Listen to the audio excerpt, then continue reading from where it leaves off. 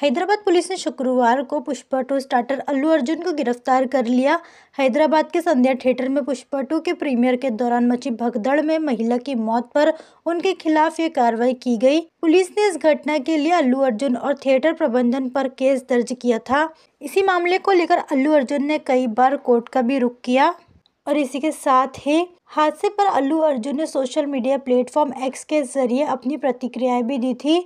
उन्होंने पीड़िता की फैमिली को 25 लाख रुपए दान देने का ऐलान किया है। वहीं उन्होंने खुद हादसे पर अपनी संवेदना भी जाहिर की थी। हैदराबाद पुलिस अल्लू अर्जुन को गिरफ्तार करने के लिए पहुंची तो उनका अंदाज पुष्पा वाला था। इस घटना के वायरल वीडियो में वो पुलिस की मौजूदगी से बेफिक्र हाथ में कप लेकर चुस्कियां लेते दिखाई दिए। पुलिस भी उनका इंतजार करती हुई दिखाई दी। इस दौरान अल्लू अर्जुन अपने पास में खड़ी पत्नी को गालों पर हाथ फेरते हुए सब कुछ ठीक हो जाएगा यह भरोसा देते हुए दिखाई दिए।